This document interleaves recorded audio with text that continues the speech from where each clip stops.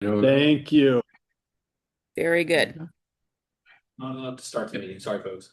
All right, so anybody have a motion perhaps to switch the agenda around for tonight? I move we take the direction, take out of order conditional use approval application V or direct directional signage.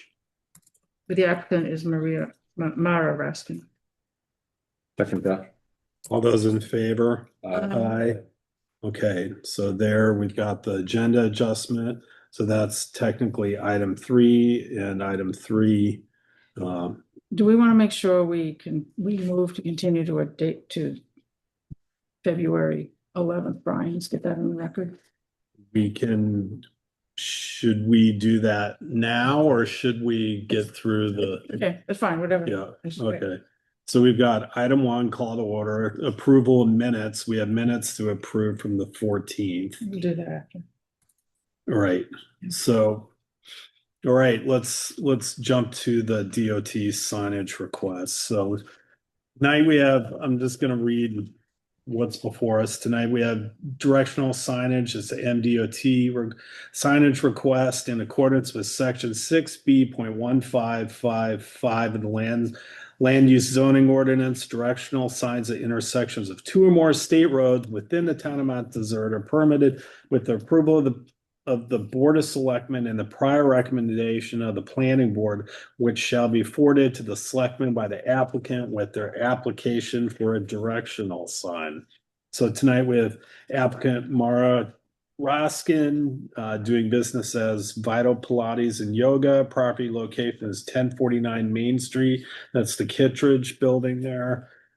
Here in Mount Desert. Tax map 10, lot 147, zone is village commercial. And was this advertised? Yes, it was advertised in the Mount Desert Islander on Thursday, January 15th, 2026.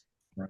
And any conflict of interest on the board with this? None here.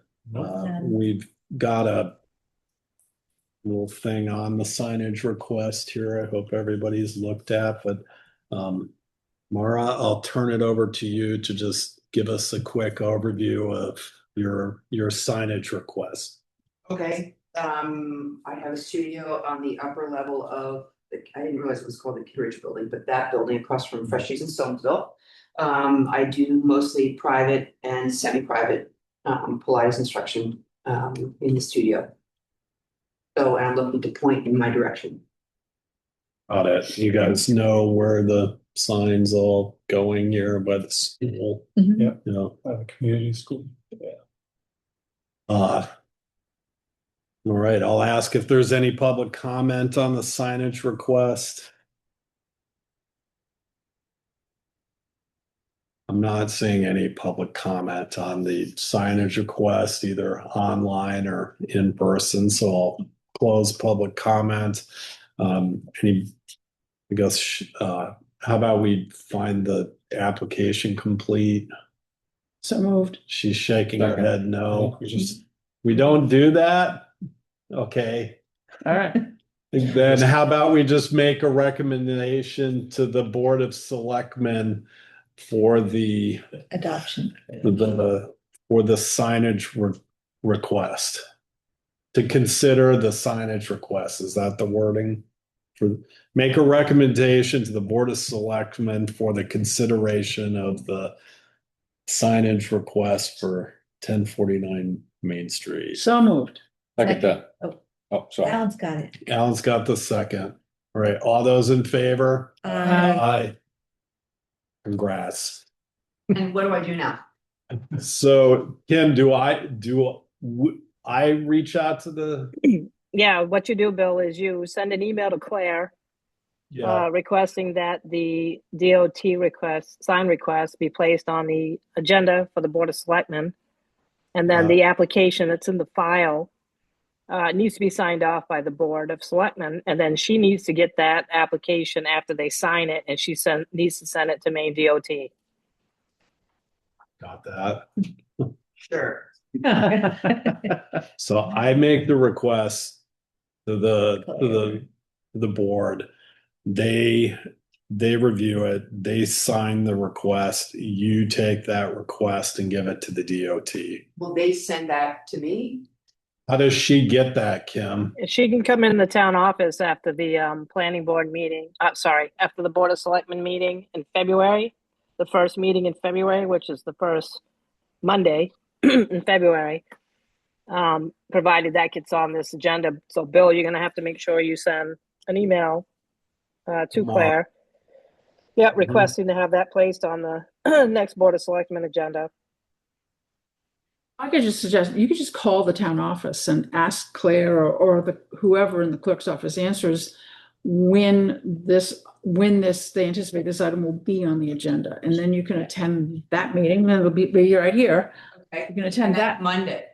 But it may or may not be. I'm not sure what their agenda is. They may have already set that. I would think they've already set that agenda.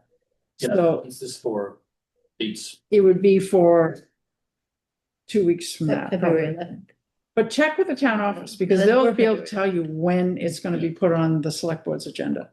And Okay. And then come to that meeting. come to that meeting and answer any questions they have. Should be about as complicated as this is, I'm anticipating, but that's their board, not ours. And then, And then they will hand me something that I then send to DOT. yeah, you may have to go to the clerk's office to get it or something. They can tell you. They can tell you for sure. So, and then you can take it to DOT wherever they live. Yeah, right, that's the next question. Where do they live? Know where they live? Well, it's gotta be, I know where the trucks are. no, there's gotta be an address. There's gotta be an individual or an address you take Yeah. it to, but I bet they'd probably know in the town office. It's a bit of a bureaucracy, don't you think? But there it is. Mhm. I want you guys to like me and pass it, so I'm not gonna say you have to. Okay, so I'm done. Yeah, That's it. the DOT application that's in front of you should have an address where you would mail that application once it's been approved and signed by the Board of Selectmen.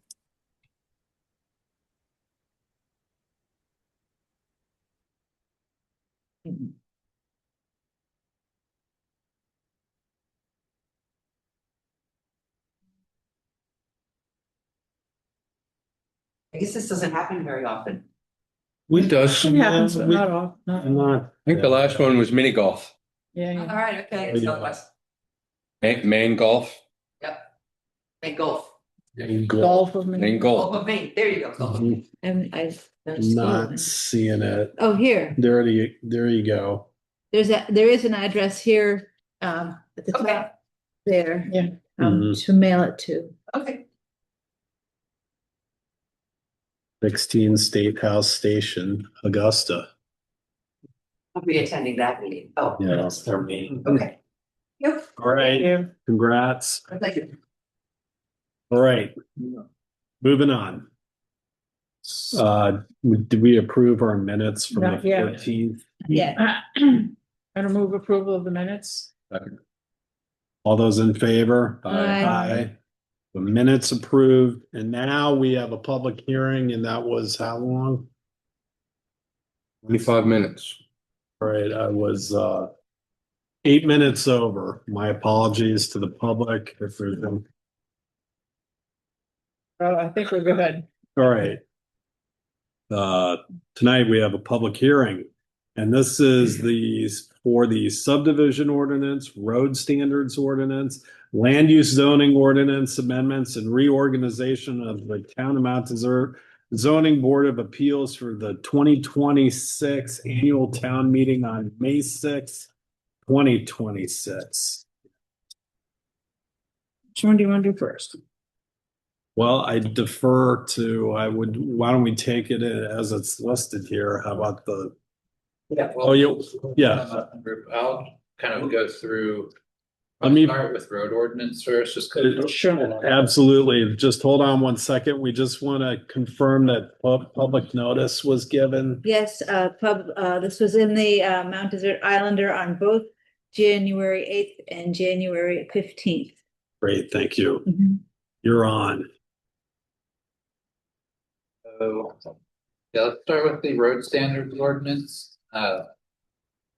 So this kind of came from this saga of changes of how to review new extended or modified roads in inside of the city or inside the town. I know Noel's been here in the past with amendments to 6B11 in particular, which talks about access to lots. And there have been tweaks made working with the town's attorney, and Kim for a while now. But recently you had a project before you that there was a house that wasn't actually in the town, but was in Bar Harbor, but the access road to get to that house, or the access driveway, whichever you want to call it, came through Mount Desert. And so there was question of access, and it was very old access way. So there were a lot of places where it was particularly narrow and had been built to sustain emergency vehicles, particularly fire trucks. There weren't any like turnarounds. It was pretty long. And so it kind of came up with exactly like, how do we review this? Like, what's the most effective way to review projects like this? Because like a road by itself, again, like they were just building a single family home, and the road was the problem in terms of compliance. And the only mechanism the town had was to send all the roads to the planning board to be reviewed under the subdivision ordinances, road standards. So essentially create a meeting that maybe there didn't need to be one for like a project like that, where, and so with discussion with staff, Luso committee and Noel and Andy, we kind of came up with creating a mechanism for like certain things that need to go through the planning board will go through the planning board, but if there's a road or driveway that isn't part of a project that has a large impact on the town, like there's the ability for him to be able to have the authority to approve that road with influence from the public works department and from the fire chief as well, to make sure it meets safety standards. So that's why we drafted the road standards ordinance, because the only place where road standards existed was in the subdivision ordinance, which is why you were using that as your tool to review them. And so now by putting them in a separate ordinance that spells out that both the planning board and code office have the authority to review roads under certain circumstances, it won't necessarily, a road by itself may not have to come to the planning board for review, which is kind of burdensome again for like just a road. So you can see in the authority piece is really just legally, it's saying it's given under home rule powers. The administrative piece breaks out when the planning board would review the road or driveway, and then when the code office would review the road or driveway. So the planning board will still review all roads or driveways that are subject to conditional use review. And you also will review driveways and roads that are part of subdivision projects, but it doesn't need to be in this ordinance because the subdivision ordinance also houses the road standards. So the authority to review the subdivision projects is just in a different ordinance. But you still will review those. And then the code office will now review new roads that are not reviewed by the planning board, modification or extension of existing roads, and then any roads subject to a CEO permit or road standards review, and then any new modified or extended driveway within the town of Mount Desert. And that way, again, the code office can now review some of these smaller projects, where, you know, like again, there's a pretty robust CEO permit process in town. So there are already projects that might have roads, small roads or driveways that Kim's already been reviewing the CEO's office. But so there's just options for more flexibility to work with the town staff, like the fire chief, who's really the expert on the safety aspect of it, just have that approval go through that. So if you go down to step 2, design standards, this is really the same standards that are in the subdivision ordinance. They're just now again in a new place that gives authority to the code office to review certain roads, driveways. During this process, we did get input from Brian Henkel, the public works director. So there have been a few minor changes to the standards themselves, particularly with regard to street materials. I have no idea what exactly those changes entail. The type of rock being used or gravel being used is my understanding of it is. But Brian just asked to use terminology of the sub-base course should be Maine Department of Transportation type B and C, and they have a schedule of types of material you can use for that. And that's what type B and C are what's allowed. And then for the crushed aggregate base course, the Maine Department of Transportation type A, which would be crushed rock of no less than 3 inches in size. So yeah, that was the only change really to the standards. There was one formatting change in section D, the dead end streets. You'll see it's broken out into a subsection of 1, 2, and 3, where previously 2 and 3 were one paragraph, but it made like more sense for them to be broken out into two separate sections where if you read it as them combined, like the only way 3 would be triggered if it was a cul-de-sac in a wooded area, but now that they're separate, 3 is triggered regardless of that fact. And so that's it for the technical standards. Nothing else changed within those. So those are the same that you've been working with before. And then for the new section is about fire and life safety. This specifically mentions NFPA standards have to be complied with. That already is the rule. It just clarifies it and gives more guidance to someone who's applying or has to go through this process.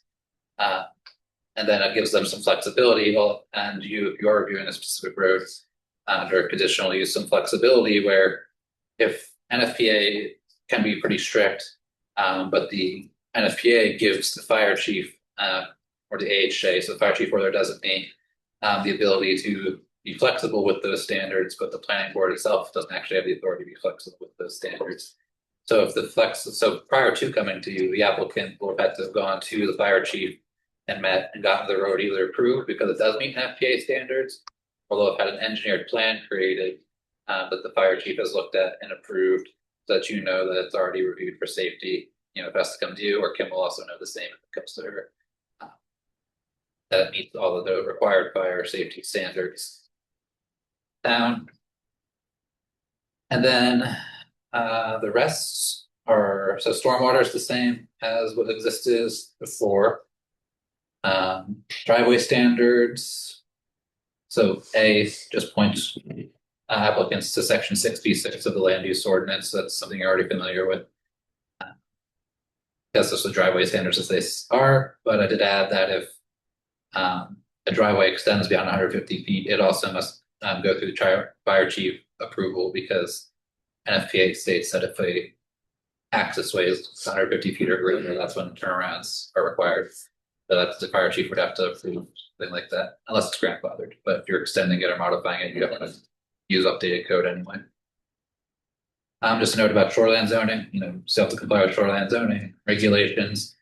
And there is a waiver section that would allow, again, due to physical nature of the site, or something that comes up where, again, like specific road standards can't be met due to something really either outside of the applicant's control, like right of way width or something like that, that might not have such an impact on the project from like the impact of the road.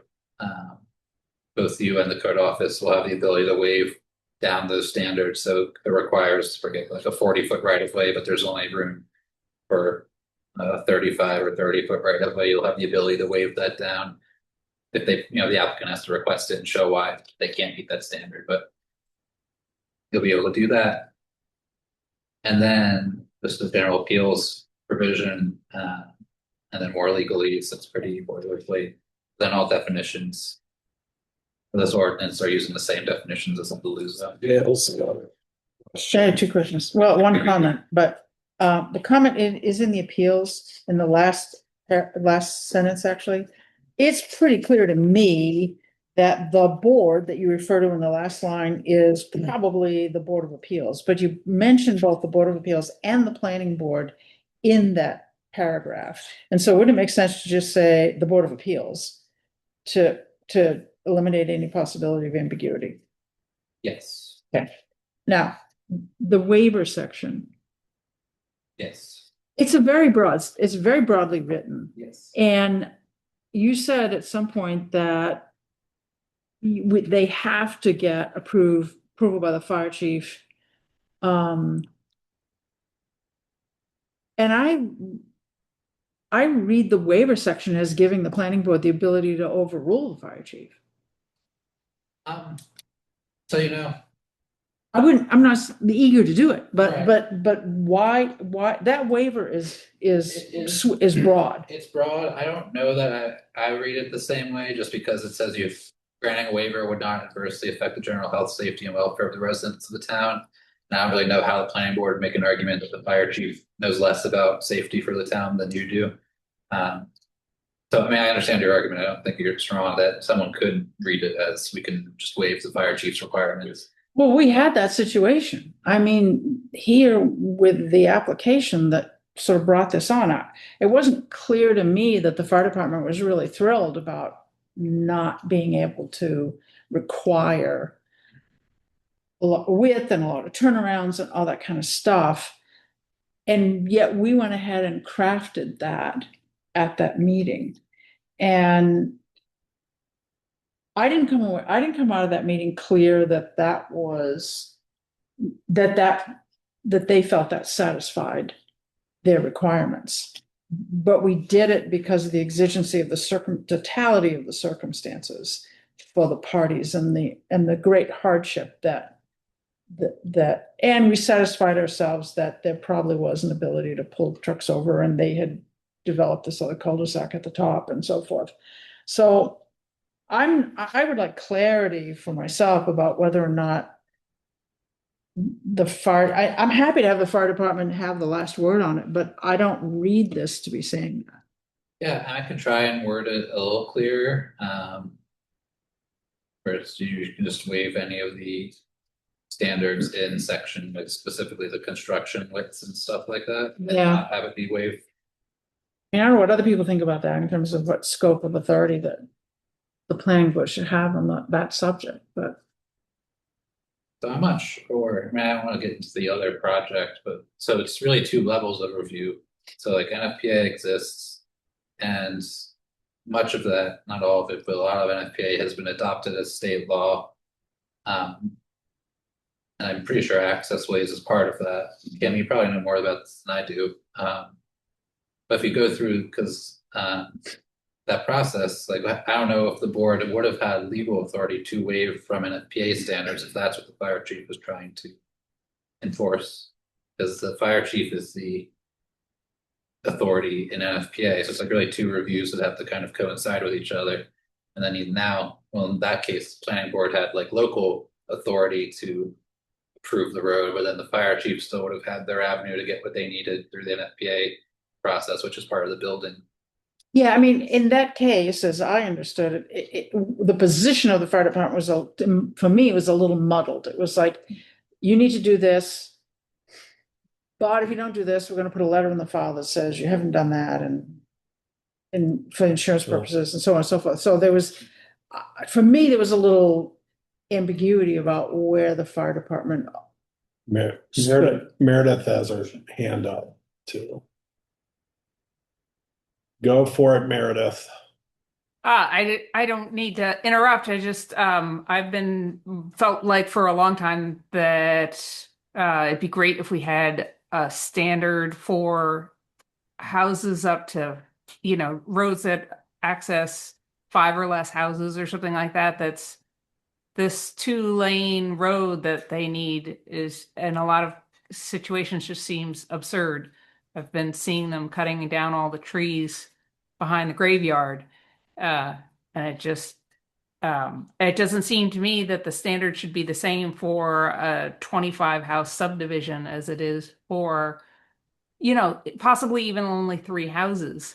And the whole waiver issue and stuff like that might be helped in clearing that up if we had a definition of, driveways that could just have a pull off every certain amount of length or something like that. So you don't have to have a 2-lane highway into 3 houses. Well, there are driveways and there are roads, first of all. Well, yeah, I know, but that's why I'm saying 3 houses, because then it's a road. Right.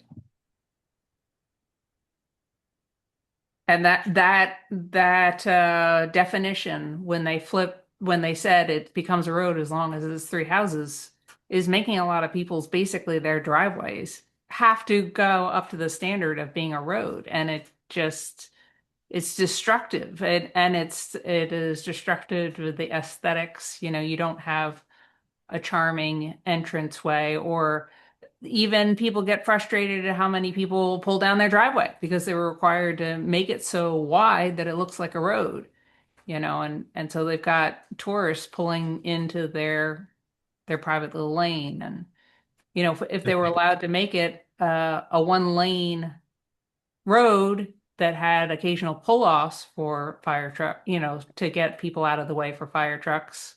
I don't see, if it's a short distance, if it's not to very many houses, why we can't have a second standard. Under this waiver section, could someone come before us potentially and argue that? Like, hey, it's just, I mean, again, like they should have gone to the fire chief before even coming to the planning board. So hopefully this discussion happens for it's due all. That's kind of what the hope is with this requirement, that people know they have to go talk to the fire chief first and work through whatever that process is before even getting to the planning board. But so FPA requires a 20-foot wide paved access way, like it's a road, or a large driveway if it's serving like a big apartment complex or something. So again, like I don't really think you could get away too much with not following that. Like again, the fire chief could make a waiver down to like 18 feet or something like that. But the whole goal is that fire trucks. I'm not saying from a policy perspective that I disagree with you. I do think it is overkill to have a paved access way that's 18 to 20 feet for 3 houses. But the whole public safety idea is that 2 fire trucks will be able to pass each other during an emergency. Like one's going to, I guess, bring water, and the other one's coming to refill and get more water and then go back. Right. But they'll be able to do that safely without a problem. And so, like, and that's kind In of a short distance, that's just not necessary. I mean, Oh, if it's not to a lot of houses and not a very long distance. But so again, like that, I mean, at least I'm pretty sure, I don't know FPA as well as some codes, but I think it's only if it's 150 feet or more that they would really care about that. If it's shorter than that, then the HJ would also have the ability to be like, okay, it's really a short road. Like it's not a long distance for us to transfer water, or like our hoses, we could be on the road and pull our hoses out, put out the fire. So they have I think it would be really helpful to have that as a clearly defined option, that like if your road is under 150 feet, here is what you're required and is not up to the standard. I think that would help a lot of people. Yeah, I mean, I was trying to reference an FPA so that they can use those standards, which is where again that conversation would kind of happen with the fire chief, and then the fire chief could say, right, this road's less than 150 feet. We're fine, like if you're, again, like without having the full 18 feet, they can grant that waiver. Because otherwise, if the board approved it and granted a waiver, but then it went to the fire chief for an FPA review, they'd be like, no, this isn't good enough. Then they'd have to redo their whole road and then come back to the planning board again, essentially with a whole new road. It's just an order of operations that the conversations happen because there's 2 different authorities going on. And so you get one out of the way, which is probably the bigger hurdle, which is talking to the fire department about what they're comfortable with safety and what they need for their equipment. And then that conversation settled, and then it comes to the planning board for review as part of the cooler review process. But I don't really want to like stick all of an FPA in here when it exists. go for it. Anytime we have encountered something like this in my short tenure on this board, the fire chief has accommodated the people who were concerned about not having to cut a bunch of trees down, including the one up in Hall Quarry, which I thought was creative on the part of the fire chief to say that you were going to actually be able to get trucks in there and turn them around. We could barely get our cars in there for the site review to be able to turn around. But he found a way to waive the strict requirements of that. And I don't envision or presume that a different philosophy is going to prevail. I think that there's one, I know one for sure. I think there's been 2 that since I've been here in which the fire chief has worked well with, and they were trying to work hard on this road, which is a lot longer than 150 feet, by the way. This is the Oak Grove, is that road? So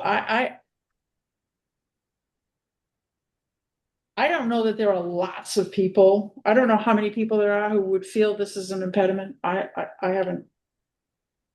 I think it's a comfort. So like to Gail, your point, I'm happy to just put that you can, well, let the planning board can only waive the road design standards A, which is this, Structural stuff. everything or the grade. And I could do B and C too if you want. It's just as long as it's not E, it's just the fire safety part. If the board doesn't want the ability to waive. And I think it would complicate things if you did, but again, like you shouldn't have to if the fire chief's already reviewed it. Come up with a plan that the applicant's okay with, and then it comes before you. Right. And part of the application for you is that the fire chief's approved this road. I mean, the problem is nobody wants to cut that pine tree until a house is on fire. And then it's too late. And then, you know, does the town have liability because they couldn't get the trucks up in there when they were supposed to? Are other burned? I mean, there's lots of countervailing considerations. It's not just, I mean, I live on a road that's a private road that's not two-way, but it's been there a long too. time. So I get it. I wouldn't want the whole 50 right away used. But I don't see this as presenting anything particularly onerous. It really is trying to clear up a specific problem we had. Maybe having the waiver section will help us get through those 3 house areas, 4 house areas. But it also takes things off your plate that were on your plate before. So Right. like now the code, again, like Yeah, Kim can honestly, do it. new roads will just work with the code office and the fire department directly to get them approved. Yep. Without having to come to the planning board. Fire department always is part of the discussion. So Yeah. if they're adamant about it, then I guess we would have to follow their recommendation. We need to listen to them. I mean, they Yeah, need to and, be adamant about it, but you know, and So- this is, you know, this is gonna be mainly, it's mainly gonna affect like private roads where people aren't maintaining their roadways. Because town roads are a lot wider and you don't see trees growing right next to the roadway typically, and branches coming over. You know, and this Oak Grove one, that Oak Grove had 11 lots on it. It was approximately half a mile long. It is a one-way road. They wanted to keep the residents in that area wanted to keep it that country-looking road. But like you said, if a fire happens, you know, and the trucks can't get there, who are they going to blame? It's going to be the town because they couldn't get their trucks there, but the people didn't want to widen their roadways or didn't want to cut their trees back or cut a tree at a, you know, sharp turn. I think the one you're talking about, Gail, up in Hull Quarry, Mike Bender actually drove a fire truck up there. I Mhm. rode in it with him. We, Uh-huh. you know, we did the turns, you know, as you know, the axles of a fire truck are very different than a car. They extend more out. You know, he got that in there and maneuvered it at the end. Yeah, they had to kind of create a turnaround at the bottom of the hill. But and there were some trees to be cut, but also Greg Johnston looked at it too and made recommendations to the property owners. But Mike, he's saying that he can provide access with a 12-foot travel surface with 14.5 clear. That's been a majority of his letters, which actually are our driveway standards. So he's not asking for, you know, what a subdivision ordinance requires for a subdivision road, 22-foot with 3-foot shoulders, when actually it's a 22-foot wide travel because your shoulders could be gravel or they could be grass depending on what's compacted under them, you know, and how they're built. You've got to be able to withstand a 70,000-pound, you know, fire truck. It's going to be a case by case, you know, review. I think the way it's written is fine. And yes, an FPA is going to come into play. I don't think it needs to be detailed because Mike Bender is going to have to review it, and Mike Bender is going to have to give his recommendations. And Gail, I had a question about, you had said under the road standards, the appeal. What were you saying about the appeal, about code enforcement and planning board? In the appeal, it talks about how you can take an appeal to the Board of Appeals. And then simply says, such an appeal should be, then it talks about maybe taken to the Board of Appeals from any decision of the CEO or the planning board. And then it says such an appeal should be taken within 30 days. And not otherwise, except that the board, upon a showing of good cause, may waive the 30-day requirement. Well, I would think it's reasonable to interpret that as the Board of Appeals, but Yes. because you have two different boards in that sentence, just say that, just say Board of Appeals. And then there's no. But it's okay. Well, I get, okay, yep, no. Confusion about it, because you got two boards, different boards mentioned in that section. But you're talking about, appeals are undertaken by the zoning board of appeals. Right. I think it's obvious that the board is the zoning board of appeals. It's a belt and suspenders suggestion on my part for sure, but. That's a quick change, so. Yeah.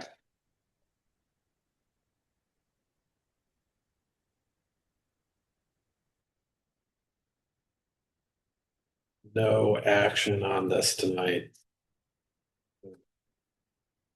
Right. Getting it back with the discussed revisions. Yeah.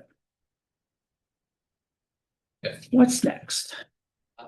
I guess quickly go over the 6B11 amendments that tie into this, which is.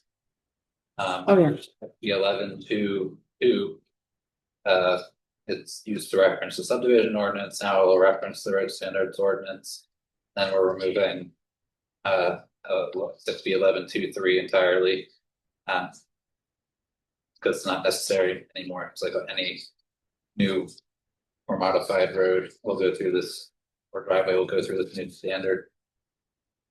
New ordinance.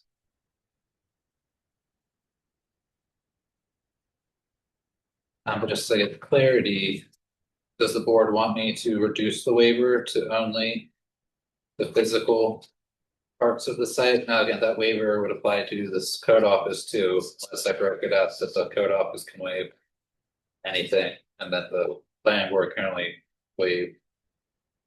There's a reviewing authority, so that's either Kim or. Right now, it would be, if I changed it, it'd be for changing it for both. Is that your waivers are limited to just the. Or I could just actually say you can waive everything except for ease. That's probably the better way of wording it. That way you have the flexibility to change anything else in the ordinance except for the fire safety standards. Can I just point out two situations that I think were there's a road driveway off of the Whitney Farm Road that goes into Round Pond. It's the Richardson Farm. Anyway, it's massive. It fell underneath. It was years ago. And they had to make the entry to basically their driveway up to the road standard, so it's paved and everything. And they have to put a sawhorse in the middle of their driveway so that people clearly understand that it's not actually a road. And the fact that we're only giving them the option of seeking a waiver, like for new things, and seems to me that the road going behind the graveyard now to Rick Savage's house is getting all widened out. And I know they're not very happy about that. And they weren't offered any, reducing it to the driveway standard or anything like that. So people have to seek out a waiver. And as far as the code is written, they're going to understand that they have to build it up to road standards. If it's a driveway? Well, it's a road, but a lot of these things, when it's only going to 3 lots, I would, it's in more recent years that, is it 2 or more? Or I think it's 2 or more houses that it becomes a road. I think in the land use ordinance and maybe in More than 2 lots. More than 2 lots. That would trigger subdivision, or used to trigger subdivision review. Well, 3 lots still would. And so it's saying that if you're creating a subdivision, you have to build it to an actual road. Then thought was also that if you're doing a 3-lot subdivision, there's a really high likelihood you're going to divide it even more in the future.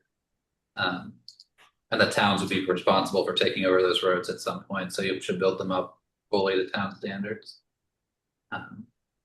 the other thing to consider in that regard is that because the state is requiring us to allow greater and greater and greater density, something where you're in an area where you've only got a house here and a house here. Now, all of a sudden, you're permitted to put an accessory dwelling unit on, or you're permitted to put multiple units on a lot, by law. And if you've got one driveway for that, each one of those houses, you may have multiple residences. So you could end up with a situation where it looks like 3 driveways, but it's actually serving more dwellings than that. So that's another factor, it seems, unless I'm not understanding I'm trying to something. think, like, you could put a specifically a paving waiver, I think. I don't know, that would be a converse, because like, when I asked staff to look at it, there was never like a consideration of waiving whether or not it's a paved way, like there should be a waiver for paving. Like I would understand, like if a road had like less than 50 trips a day or something, like it probably doesn't need to be paved, but or like you could get away without being paved, it'll probably end up becoming really crappy in a couple of years unless someone really takes care of it, but. Well, like Kim said, each one of these is unique. And I would hope that with the waiver ability, we can address the uniqueness of each situation. Right. I'll also repeat, I think some of these unique situations, unless it comes for subdivision review or conditional use, you guys won't even look at it. It'll be the code office and the fire chief, they're lucky. But it has to be part of a subdivision or a conditional use for it to come before the planning board. Anyway, now. It can still be unique, though. Right. A lot of times just from the size of the lots there's not going to be a ton more development. It's an access road to 3 lots, and there isn't a lot more potential for development. I just think it should be clearer that there are other options that we have. I definitely agree about paving. I mean, we in the United States are always oversizing everything because of the what ifs, and it's destructive. And paving is not good for the environment and groundwater and all sorts of reasons why, if we can do without the paving where it's sensible, we should allow for that. That's responsible. You have that authority to do that under the waiver. But people have today. to come and ask for that. I mean, as far as they read the ordinance, they think they have to do that. And they have to push against the ordinance. And I think it should be laid out more clearly rather than saying you can seek a waiver, because seeking a waiver indicates that there's some reason why you can't do it. And I want it to be clear that they have the option of seeking a waiver just because it's not necessary. I don't want to repeat myself too much, but I do want to say that we cannot assume anymore, because there are 3 lots. We're not going to end up with multiple dwellings in that, more significantly more than 3 on those lots, because state law is now allowing that to happen. And it's going to become more obvious. Everybody can put one other dwelling on their lot now. And so 3 lots becomes 6 residences, even if it's just 3 driveways. So it's not any more clear, it seems to me, what the development potential is of a particular area, or that it's as limited as it may have previously appeared. That's all. I don't. And I told Matt before the meeting that I really wanted to have a session with him to try to more completely understand that, because I'm not entirely getting the upgraded density requirements. They're pretty intense. Yeah, I'm trying to think. I mean, there probably is a way to get to what you're, maybe not exactly what you're looking for, but something that's closer. Clearly, when Unfortunately, they developed the Richardson farm, they didn't understand that there was any alternative. I mean, that is right now only going to 1 house, and there is a massive road basically going in Why, there. why did It's- why did they have to build their driveway like that if it was just gonna serve the one lot? Well, it does, it gives access to another undeveloped lot. I don't know what the story is. It's been there as long as I remember, but I know I've heard lots of people, say to the owners of it, like, why did you build a highway into your house and everything? I mean, but it persists to be a problem for them. They have to put a source. Well, the only Yeah. way they'd have to, had to have done that is if they were either gonna serve more lots, or they had plans maybe down the road to divide it or create a subdivision. Because otherwise, we wouldn't make one lot build a driveway as big as that, because I know what you're talking about and I see the sawhorse. But there had to have been a reason why they built it like that. I think it does access more than one lot. It's just there's only one lot was developed. But I don't think it's more than three. Are they part of a subdivision, do you know? I don't know. I mean, it's been there. I don't remember when it was. So where are, The thing I can suggest that, because again, like I do think that you should make your standards the worst case scenario, and then that's what the waiver's for, is that not everything needs to be built to that, so you can waive it down. But you need to have the standard what it is, because if the board can't ask. It's much harder for a board to ask for more that's in Exactly. the ordinance than Yes. it's for them to reduce what's in the ordinance. And Yes. it's really easy to, if you have a waiver process, it's easy to reduce what's in the ordinance. So it might just be an informational, educational sheet for all types of development, not even just roads, explaining that tools and options that are available to a developer who's working on a project that kind of lives on the code website and with the code office that they can hand out to people that get applications. But the ordinance does have to be written with the standards that you need for the maximum, because it's, again, like it's much harder to ask for more than what's in the ordinance. Once a project comes before you, than it is for you to waive down what's in the ordinance based off of evidence provided by the applicant as to why they should have less than what the ordinance asks for. Yes.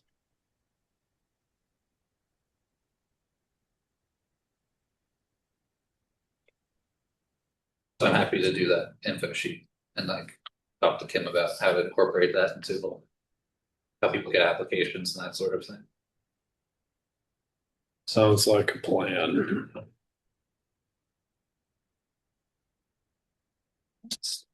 What's next? Let's do the subdivision ordinance next. Go for it. I've all put a lot of work into this one already. So I don't think I need to go through a ton of the physical, like the actual ordinance itself.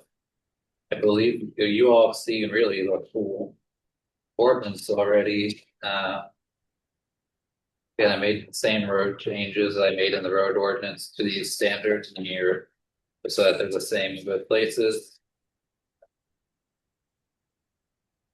And I guess as a bigger overview for anybody who reads minutes or stuff afterwards. So we took on this task of developing a new subdivision ordinance. For a couple goals, it seemed to be a goal of reorganization and clarity. There was a specific goal of creating a solid difference between cluster and workforce, we now call attainable housing, that they had their own standards and were clearly identified as two separate types of projects. I included updates to the mobile home or mobile home provisions, mobile home park provisions specifically, sorry, in here as well for mobile home parks. And I think they were their own ordinance at one point, now they live in the subdivision ordinance. And then there was also a little bit of like LD 1829 stuff in here, but not a ton, not like everything, but just enough to that I thought was necessary for the framework from LD 1829 that changed the definition of subdivision for the state, so I changed it in here too. And then trying to think of the other big thing. We create major and minor classifications of project. I think that's something that can be looked at even further in the future, but just again, just building the foundation for that now. That's particularly because when I started this, LD 1829 hadn't been passed, which changed the definition of subdivision. And so now it kind of makes, honestly, parts of the subdivision ordinance no longer necessary because 3 and 4 unit subdivisions are no longer considered subdivisions as long as there's more than one structure and things like that, so. We could probably even streamline that more in the future, once LD 20, they're doing an amendment bill to LD 29, once that's actually finalized. Like those edits are worked on, we might be able to make more edits to this. In the future. And then. I guess, did you guys have sketch plan before? I can't remember if I had sketch plan or if that was always an option. There's sketch plan, preliminary and final now. Said sketch plan. Sketch plan for larger projects or projects that involve land and buildings. It's for larger land subdivisions. I think sketch plan's really valuable, you know, for. Right, that makes your guys unique, as we talked about, you want to require 3 meetings for larger projects, which sketch plan would be one of those, so it's not too much Yes. for it, but yeah, so that's included in here.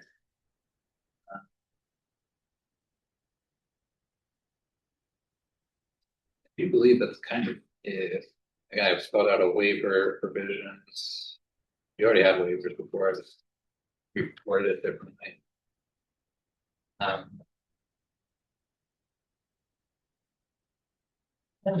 Questions? I always have questions. But then, well, okay, I guess if you have questions about this, then I was also just go over the Luso parts that changed, just to come and comply with the. Or to make the new ordinance speak to the Luso better, so I just replace workforce housing wherever that was mentioned with attainable housing. Yeah. Then I removed footnote K or note K, it's called the table. Because it no longer applies because cluster and attainable housing have their own standards. Bonuses, and then. Like, yeah, because attainable housing development does not need to follow cluster development provisions, they follow their own provision. That's pretty much it for Luso changes that related to this. Well, I have a couple of questions. First of all, do you happen to know, just general information, what is the current median Hancock County income? Ballpark? Yeah, I can't, I think I know Ellsworth off the top of my head, but Ellsworth was about like 55K, so like, I can't imagine the county's probably higher than that, probably like 60 some K. How come 452 says attainable housing subdivisions and 453 says affordable housing subdivisions? Because there are 2 different types of projects. So attainable or affordable housing, it has to be built to allow for a certain average median income percentage, which in the definition section, it tells you what the difference is. So for affordable housing, it must be able to be afforded for rent by someone or a household that makes 80% of the median income. And for ownership, it's 120% of the median income. But because in our discussions like that, low of a threshold doesn't also serve like a missing middle kind of demographic. The attainable housing has a higher income threshold where either purchase or rent has to be able to serve a 250% of the median income for the household. The 2 families making, I think we had talked about it, I mean, just double check, it was like 2 families making 50K, 2 people working and making money in the household making 50K a year could still get this attainable housing, but they weren't qualified for affordable housing. And the reality is, with the affordable housing is pretty much the state law. Correct, yeah. And there's very little likelihood that people are gonna be able to afford to build. Or be able to build much in this community that actually meets that. And so the desire is to try to give other opportunities that are a little more reflective of the realities in this community. And that's why you've got the attainable. So the median income for Hancock County in 2023 was $69,000. Okay.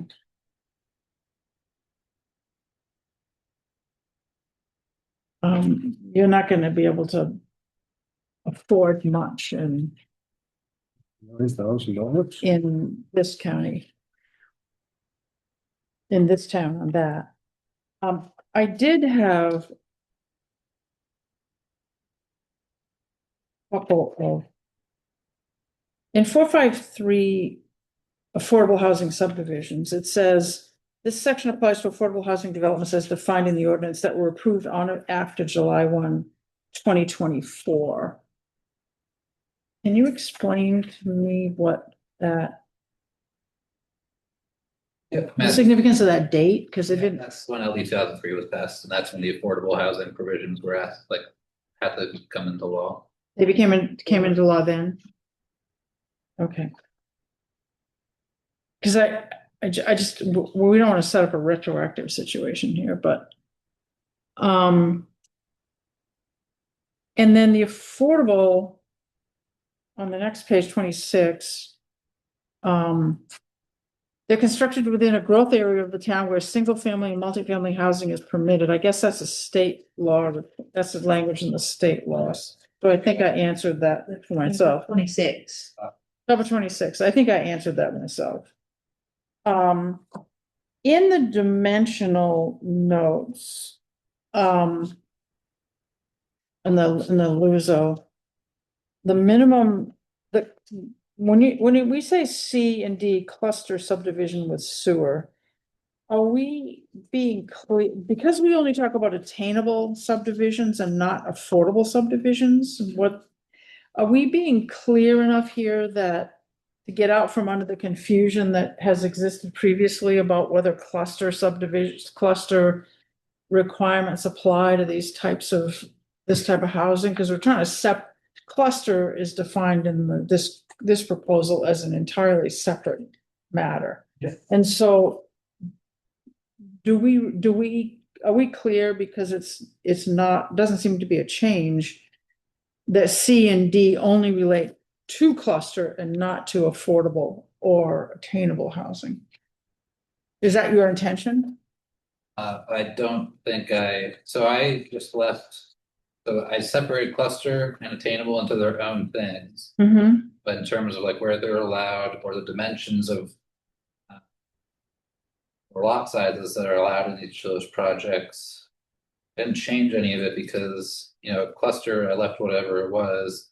Then attainable was just regularly state minimum, which it would have to be anyway.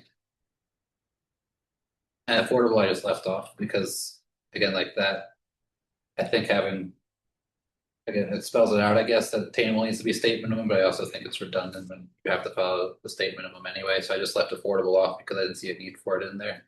Are there any state minimums for attainable housing? I mean, there are for Always state affordable. minimums for lot size if you have if you're using a septic system, because you have to apply for 20,000 square foot lot size minimum for a private septic system.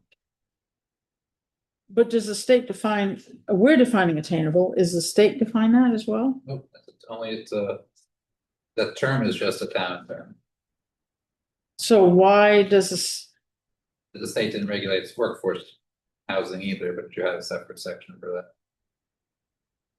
so it's the state septic minimum? Okay.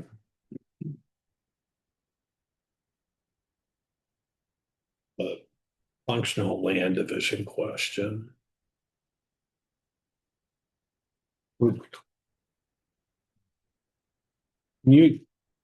is the relationship of a functional land division to nonconformity? So I mean, Kim might have a better answer than me, because I just don't like that these exist, but it is non-conforming.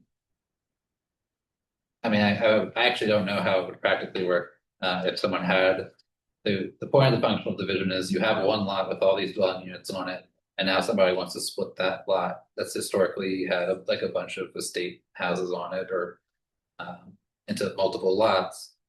And so I'm presuming that they would have to meet minimum lot size requirements in order to do that. They just don't count it as a subdivision. But Kim, I don't know if you can. How are you enabled to create nonconformity like that?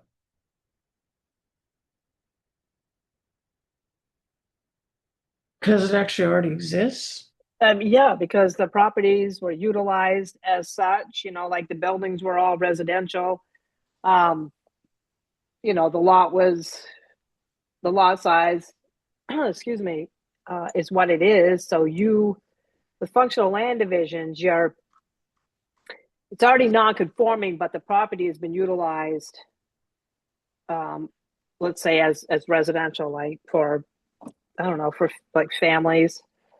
And now, like, say family members want to divide the lot. Functional land divisions allow you to create lots and, you know, with as much yard around them to be equal or symmetrical when you create the new lots. They don't have to be conforming lots because they're already non-conforming. These, I mean, they're rare. There's only been a couple that I've seen. You know, it's the historical use of the property. You know, the buildings were there. Sometimes the buildings had to predate. If you go under like section 4 of non-conforming. Yeah. Predate the land use. That's Of the land use zoning ordinance. Section They- 4.6. they predate it. Yeah, it says that the dwelling units located on the property all predate the adoption of the ordinance or any amendments thereto which made the structures non-conforming. The structures located on the property together with the appropriate curtilage, which is yard area, used with and around structures were separately occupied and used by tenants at the time of the adoption of the ordinance or any amendments thereto which made the structures non-conforming. The proposed use reflects the nature and purpose of the use prevailing when the zoning legislation took effect. And then there is not created a use different in quality or character as well as in degree, and that the current use is not different in kind in the effect on the neighborhood. And then we added section 2 for reconstruction replacement to allow these buildings to be reconstructed after they've been approved for functional land divisions. All right, with the addition of requiring that people be allowed to have a second dwelling on every single family lot, is that a path by which people are going to put the second dwelling on their lot and then number of years later come and say, I want a functional division, so that it's kind of voiding our minimum lot size? I mean, you don't have to have, a non-conforming lot today can have an accessory residential dwelling unit on it if it's not in the shoreline zone. Right, but because now it's a newer thing that we're allowing everybody to have an accessory dwelling on the lot. Mhm. So now you have 2 dwellings on it, and then can they then put up the accessory dwelling and then come to this? I just wasn't familiar with this section of the code. So now can they say, we want to divide the lot so that the accessory dwelling unit now is on its own lot? Because No. they can't do that. Okay. No. You have to have a single family dwelling on a lot to be able to have an accessory residential dwelling on a lot. Right. And you do that and everybody moves in, but then then you years can't- later yeah, they you say, can't well, do I that. don't want to be on the same lot anymore. Yeah, no, you can't do that. Okay. Mm-mm. After LD 1829, you'll have to allow accessory dwelling units on lots that have multifamily. One dwelling unit, one accessory, but still can be like an apartment. Someone has a triplex or something, they'll be allowed to add a accessory dwelling unit, either attached or in the back. Somewhere, so they will have a 4th unit on that lot. So as it stands, that's something I think we ought to be able to explain to people, like, as we understand it, we can't anymore require more than, or we won't be able to require more than 5,000 square feet for a lot in a growth area with. Well, with public water, sewer, or a comparable, like shared water system. Right. Is that a state change? Because it was, at least my understanding before was that if you had a duplex, you couldn't do an accessory dwelling. Like you could either you could get more than one dwelling on a lot, on a single family lot by doing duplex, or you could do accessory. That's but you correct. couldn't do That both. was, that's correct. That's what it was, but it sounds like it's changing with LD. Is that at the state that they're now Yep. changing it? Which means now we're taking single family lots and saying you can have 3 units on. Up Or to four. 4, I believe. How do you get to how do you get to 4? So, As I say, you well, can't, you so do. it's not, so people, I think. So there's 2 provisions, so one of the provisions in LD 1829 is that a town in your growth area, you can't prevent as a use 4 units on any given lot, and outside the growth area, you can't prevent more than 3 units on any lot. However, like if dimensional requirements prevent like setbacks or that sort of, or density prevented 3 or 4 units on that lot, they're not allowed to just smash 3 or 4 units in there. It's just that you can't tell them like, yeah, your lot's, it's more like if you have a huge lot that could have supported 3 or 4 units with density and dimensional requirements and all that, you have to allow it, put the 4 units in. You can't say like you're capped at 1 or 2, but if their lot still didn't allow 3 or 4 because of other like dimensional requirements, that sort of thing, they still have to follow those. They can just fit up 4 units, however many they can fit that still meet those requirements with on that lot. Then they also created the change that lowered the minimum lot size requirement different ways across the town based off of the infrastructure in place, if it's a growth area or not. And then there's the accessory dwelling unit piece where you have to allow them on lots of multifamily now. And I mean, you could still only allow 1 per lot, but you have to allow them on lots that have either single family or multifamily.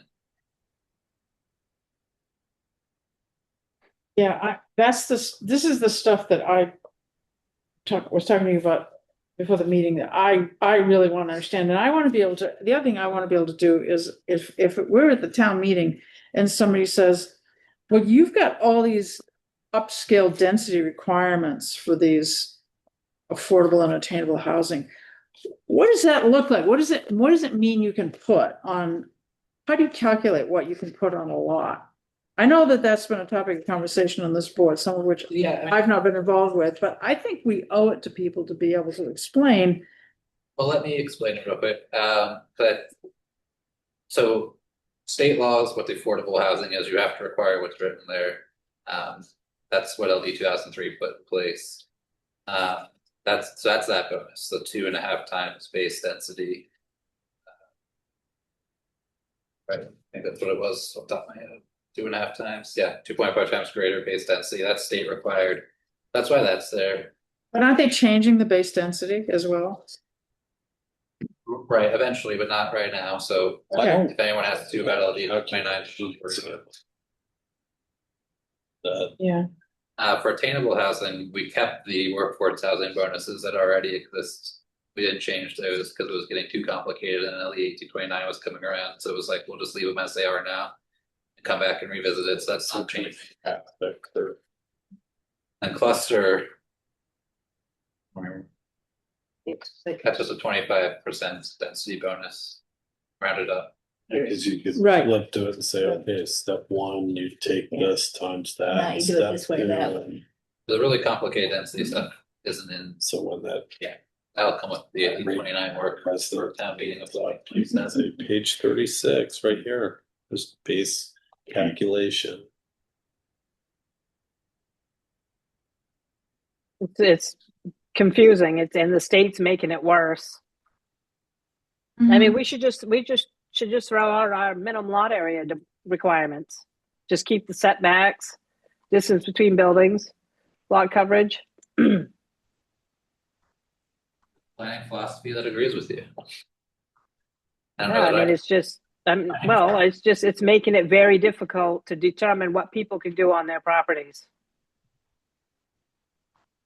Yes, that LE 1829 definitely does do that. Yeah, because has that gone through yet? 1829? It's law, but you don't have, it doesn't go into effect until So 27, right? end of last day of June 2027. Yeah. Can I just ask another, getting off that topic for a minute, in 4.3.24 common area provisions, it's on page B, it's on the page, top of page 19. The board may require the subdivider, this is just in a general subdivision. Reserve an area of land as common area and or recreational area for the use by property owners in the subdivision. There doesn't seem to be any limit on the board's authority to do that. What do you Just anticipate? about the Silduzo last month. So, so my interpretation, because this was an existing provision from the current subdivision Right, ordinance. My interpretation of it is, so you have this same thing in cluster subdivisions because clusters always require. Yeah, they always require open land. I think the reason it's out in just the general review requirements is because there may be like. They might not be technically public areas or public goods, but there's gonna be areas, maybe like shoreline or like trails that could end up being bought. Like if someone buys a lot that has them on it and they're not public land, but the public uses them as like a public good. That could be acquired and a subdivision is coming through. And so then it's just the board way of preserving something like that in a product that's not necessarily a cluster subdivision.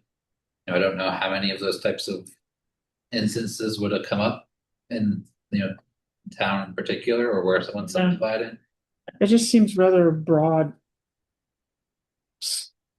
Yeah. Seems to be without limit. I mean, you can, we only think you should put 4 houses and then the rest we think should be a pasture or something. I mean, I don't. Well, yeah, I don't know if you can't do that legally, but I could get rid of it. I don't know if it's necessary or if it comes up for you guys often, but it just existed in the previous ordinance, so I kept it in there. Because I can see a utility for it, but if it's gonna cause confusion, it's not something you guys use very often. Forever.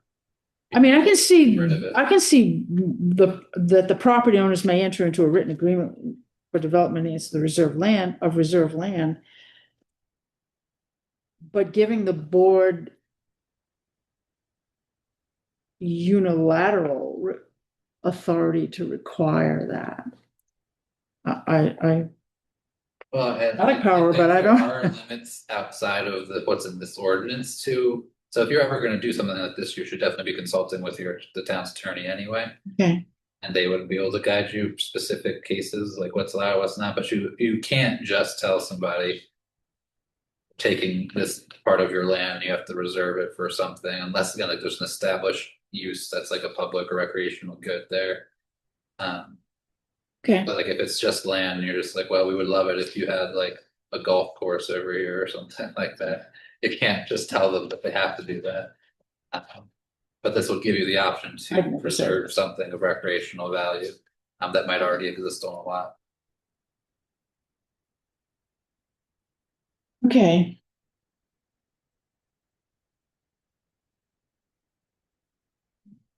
So where are we? If we're done with that, I hope the next two will be pretty quick. We can do appeals next. This was really just a suggestion from Andy, to updating the appeals provisions, in the Luso, and then there were some, well, like literally one sentence that had to get added to the zoning board of appeals ordinance to match these changes. I guess I should say some of the appeals, and some of it is, one piece is notice of violation procedure, enforcement procedure. The appeals portion is essentially the way the language was in the ordinance didn't match both the parts of it. So there's 2 appeals provisions within the LUSO. There's 5.8, which applies to the planning board and then appealing of planning board decisions. And there's section 7.7, which applies to the code officer, the appeal of code officer decisions. And so basically for the appeals for the planning board, most of that was kept the same. But Andy wanted to add that the Board of Appeals has authority to hear and decide administrative appeals on an appellate basis where it is alleged by an aggrieved party that there is an error, or some other thing in an action by the planning board. And so I just spelled out that it's an appellate basis. And then so essentially just saying you can take an appeal from the planning board for conditional use, not for subdivision, to the Board of Appeals. Subdivision has that in that ordinance, and the state requires that those go directly to court. For the code officer, we simply took out all the language that was in there already. It didn't really comply with state law. And Andy wrote new language put in here that allows it to comply with state law, but then also reduces. So again, the difference is planning board of appeals are appellate, which means that they're not looking at all the information. They're really just looking at how the planning board made its decision and made sure that the planning board followed the ordinance and did everything properly. As long as that's the case, like they would deny the appeal essentially. But they review code office decisions on a de novo basis, which means they essentially look at all the information the code officer looked at and then make a new decision or make their own decision based on the information provided. It's not about the process really. I mean, partially, but they essentially could change the code officer's decision. Even if Kim did everything right, they might just come to a different conclusion based off of the information. But appealing or reviewing your guys' decisions, it doesn't matter if they agree with your decision or not. They're just reviewing if you followed the proper process and reviewed all the standards you were supposed to. And as long as you did that, they would be able to change your opinion. So in other words, they're not having a new hearing on the facts. Correct. Right. The facts are as we had decided. And did we apply the ordinance correctly? Correct. Yeah. And then one other change was that so again, they can review code office decision de novo, but accept any order, requirement, or decision or determination for failure to act in the enforcement of the ordinance is not appealable. So if the code office decides not to issue a notice of violation, or if they do issue a notice of violation and set a certain fine or whatever, like that sort of thing is not appealable to the appeals board. If they really want to challenge it, they may have may be able to go to court depending on state law, but also there may be times where the state doesn't allow them an avenue. Now they just can't appeal that decision. Like if our staff decides not to move forward with an enforcement action, someone can't appeal their decision not to move forward with an enforcement action. Question something you said about how they can treat Kim's decisions differently, because as I read the administrative appeals, it says they may reverse the decision of the CEO or the planning board only upon a finding that the decision is clearly contrary to specific provisions of the applicable ordinance. To the extent permitted by law, the board, meaning the Board of Appeals, shall not conduct a de novo review, but shall act in a purely appellate capacity and shall limit its review to the record developed before the code enforcement officer or the planning board. And so, Where are you reading that? and the scope of authority, page 2. So I don't think that they're Which section? That 4, scope of authority, powers and duties, administrative appeals, 4A1. So they're not differentiating in that case. We're not differentiating between. probably, I think you're catching something that either Andy or I saw.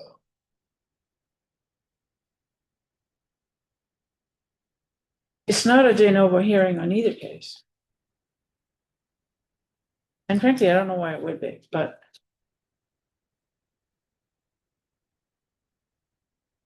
I can answer that. Yeah, I think you just thought something that I didn't catch. So it really should just be. Just take out, I should just take out this sentence, honestly.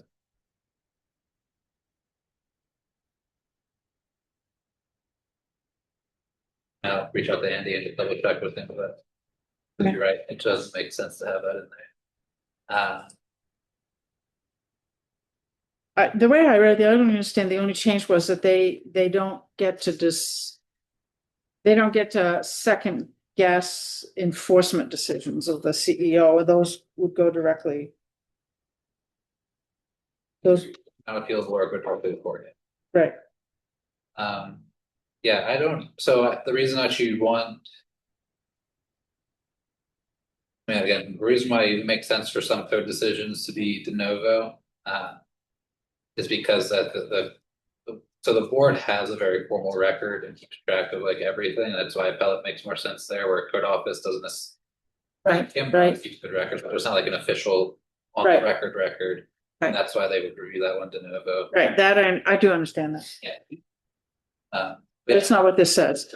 Well, no, if I take out that sentence though. Yeah. Then I'll leave or the rest of the changes in place. I'll still check with Andy. I do think you're right, that sentence shouldn't be there at all anymore, because he made his changes there. Okay. Differentiating appellate and de novo. I have a question. Yeah. This is a very small thing, but on the agenda this evening, it says the annual town meeting will be on May 6th. And on your reorganization of the town of Mount Desert Zoning Board of Appeals lead Yeah. page, it says May I 5th. saw that too, I was gonna double check with Kim and Claire after, at some point, because I think on the spreadsheet Claire gave me it said May 5th, but I saw May 6th on the agenda. Yeah, so one of the other, Whichever one. yeah.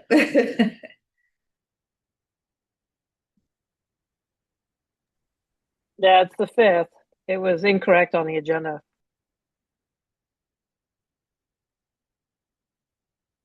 Next. Land use That's district. the last, this is an application to town manager that just clarifies that. If there's, if a notice, if Kim or the code officer thinks that there should be a notice of violation issued. The code officer goes to town manager, CEO and the town manager make a recommendation on penalty or legal action, should be the select board, and then the select board ultimately makes. That's just good process.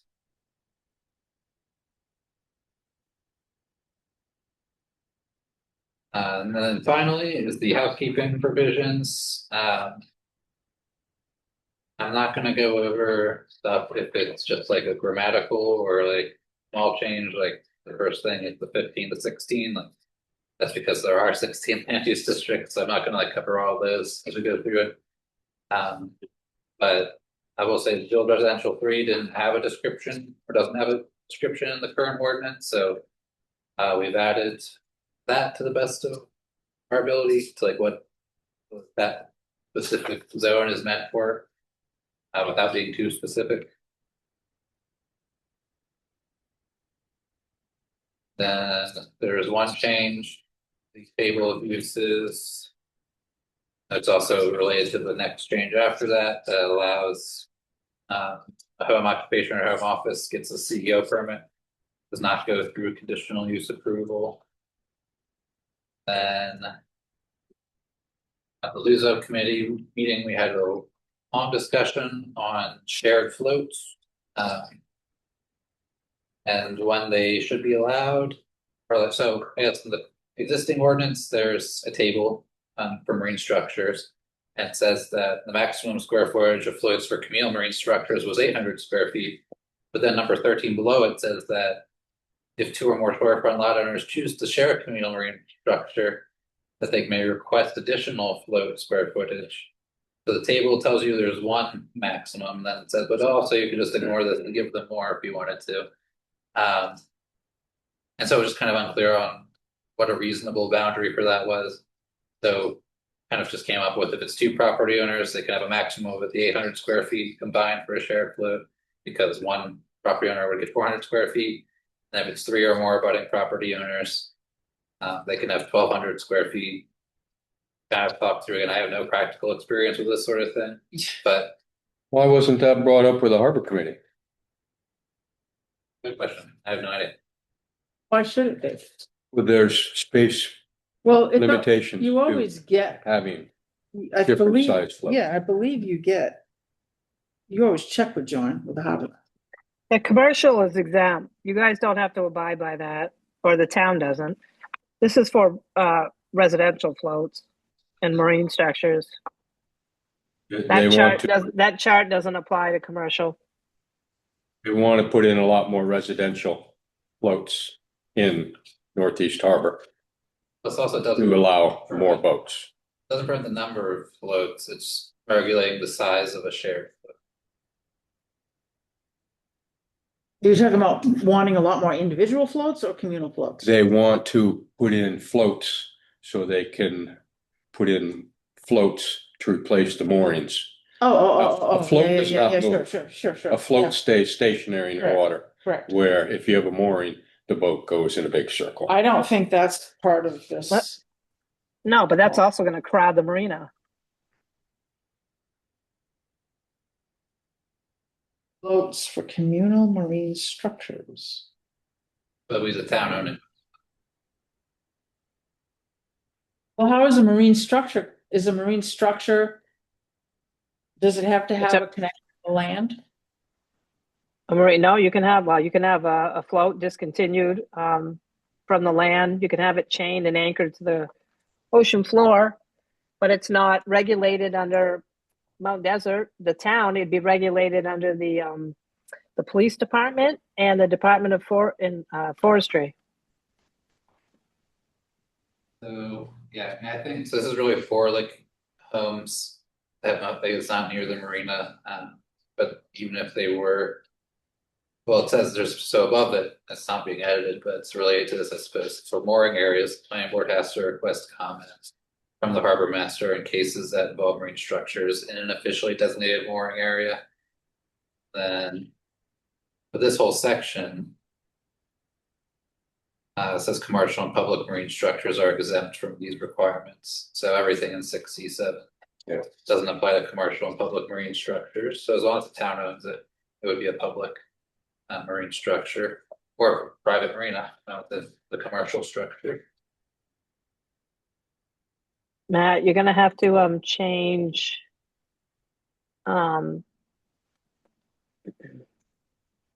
under section 6C.7. Under the performance standards are as follows, and then commercial and public marines are exempt from requirements of 12 through 15. You're gonna have to change that to say 12 through 14 if you're gonna renumber it and do away with 13.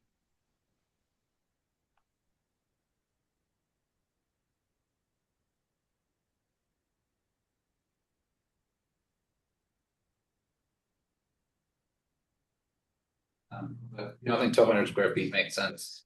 And I have no practical experience with this, but as a just kind of discussion, we thought that that was a good maximum size for a shared float for just private residential uses. Well, I guess what I was saying, my conception of that conversation was based upon, in part, on the application that we processed recently. And then that situation, it's a float. It attached to a pier. Yes. And a dock. That's And it's different. abutting property owners, and rather than having multiple docks with all that infrastructure, you let them team up and have just one. But if if this could be construed to apply to allowing a bunch of large floats floating independently in the harbor in lieu of moorings, that's another matter altogether. So do you think this would apply to those structures? I mean, if it's a town owned or public owned mooring, it wouldn't. If it's a commercial marina with floats, it wouldn't apply. It only applies if it's just like a private residential use, putting a float in front of their house or in the water in front of their house. And if it's shared between multiple lot owners. So, I mean, in theory, each of them could have their own individual float, but it's capped at 400 square feet. Does a float fly pier? Like you have to have a pier for a float if it's a residential. That's, yeah. Like, or the row your boat ashore, and pull it up on your beach and then row out, but that would be. Seems like there's always a pier, exactly. Yeah. That would be awkward. Would be awkward.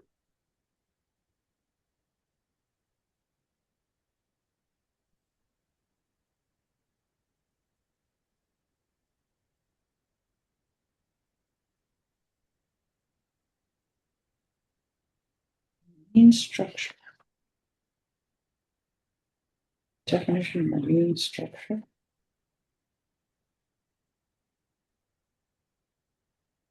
Marine structure, piers, docks, floats, wharfs, bridges, and other marine structures extending over or below the normal high water line of a water body or within a wetland.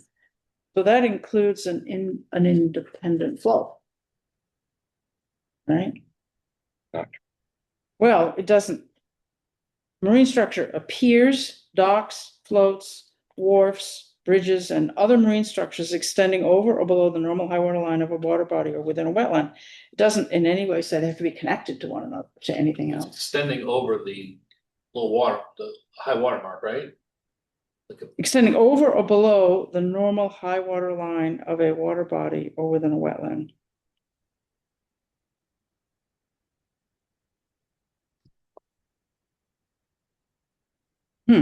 Yeah, well, maybe. To be typed up, you have to. Look at the whole table now, the top of the line says maximum length of entire marine structure, and it says pier, ramp, and float combined. Right. But then it says communal marine structures. It's only talking about float size, so I guess they're counting the entire pier, ramp, float, And floats. so it's just talking about the float size. That's different than the definition. Is it the ordinance that we all just read? Marine structure is either a pier, ramp, or float, or wharf, not necessarily all of them combined. But it's extending over. Extending over or below the normal high water. Well, I'm thinking The though, normal high like, water what mark if is- I had a pier with a float, but the float's a marine structure, and now I'm saying that the pier is not communal, but the float is, and then I want to build another float attached to that. I don't want to over lawyer it, but you're extending over something, so you're coming from something too. Yes, yes. Okay, so that would prevent someone from doing something. I think just, dropping a float with 4 anchor stones so that it doesn't move and then rowing out to it to get on your $1 million boat. And then coming back, like a standalone Well, I'm float. saying is that. So pier would be one marine structure, Yeah, and they- float, a separate marine structure based on that. But do they do it through here, or do they have to go through a different approval process? Yeah. It's a commercial use. Yeah, but it doesn't, it's not like. Probably commercial use. And since it's not connected to land. Extend out. But it's very common. I mean, you go to Camden Harbor and it's all full of those floats for yachts. Yeah, they have them down. It's probably, I thought you can straddle that, but you're not. Yeah, there are some out there too. Extending out. What I'm saying is like, what Shouldn't have brought it up. two marine. No, you should, because we don't wanna have some unintended consequence that we're allowing Yeah, it. ramp. Just thinking of a little Chardonnay. They are in that broad definition, yeah, so Yeah. maybe that needs to be tightened up, right? Right, or at least here would just be like, I would just take out maximum square footage floats for communal marine structures and change. At marine structure. Campobello, they had, instead of having a pier going out, whole thing was floats. They were all separate. And so that, once you got out far enough, they started floating Float on a wharf. at the Roosevelt Place. Still need, obviously the ramp though. Ramps, whatever, so like the pier, the dock, and the thing that's extending out over. Yeah, like Bar Harbor, the old fisherman's, there was a wharf and then a ramp down to piers, down to floats that the lobster boats would come in. Right, okay. So I think we should replace in the table in that same section with the float size, you replace communal marine structures with communal piers, docks, or wharves. And limit it to those ones, Yeah, because then you can't say, well, I have a float, now I want to add another float, next to it. Keep chaining it all the way out. Yeah, well, I think you'll be able to do it once, but. You get 400. yeah, I don't see that's a planning board business I do think that's a different I body think that that's a whole different thing. should be I was regulating that. mistaken on that. Or lands out, so. It's bad. Stewart came up to get a float for his 164-foot sailboat that got rejected Came to the planning, 3/4 of the way across the sound. but came to what body? I don't know, it was in the paper. Oh, Who is this? Stewart, Yeah, I was part of that. yeah. Yeah, that he was a wanted big- to add, yeah, more float. In front of his house there on Sergeant Drive. And he got denied by the planning board and the zoning board of appeals uh-huh. because the neighbors came out of the woodworks, mainly. Nobody wanted to sit and look at that big boat in that cove area. He never paid tax on it, and the state of Maine told him to get it out of Maine waters. And it's Nice. never been back. He Okay, owns Abel's. He should just put it down there. Right, all right, next. That's are it. we done? So Do we any feel action on our part tonight? Doesn't sound like any of them have gone through. You don't vote on the zoning board of appeals one. That's town meeting. Yeah. But this is on our agenda again at the next meeting?